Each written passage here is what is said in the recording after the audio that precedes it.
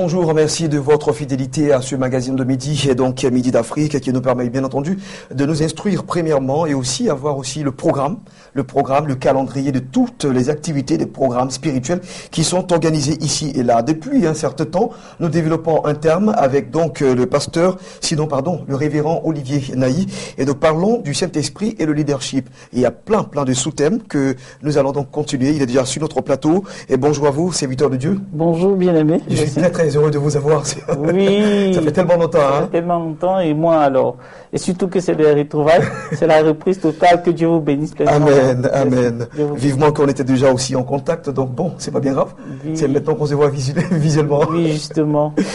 D'accord. Allez, on va donc parler du Saint-Esprit, mais surtout certainement des trois priorités que doivent développer donc un leader pour être efficace. Voilà, justement.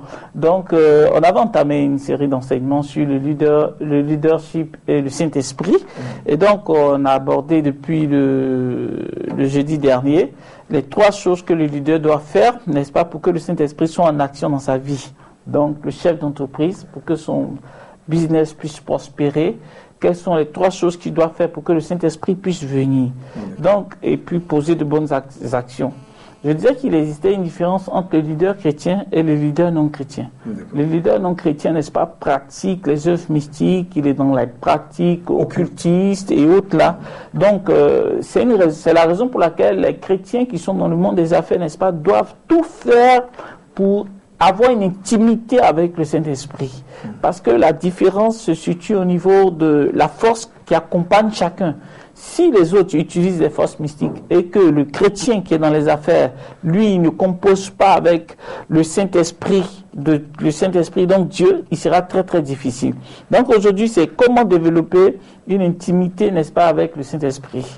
Donc, la première des choses que je peux dire, c'est de pouvoir avoir, pour développer une intimité, avoir une relation particulière. Le matin, lorsqu'on se lève, il faut, n'est-ce pas, saluer le Saint-Esprit, il faut lui dire bonjour. Le plus difficile, c'est de, n'est-ce pas, reconnaître le statut divin du Saint-Esprit. Le Saint-Esprit est Dieu.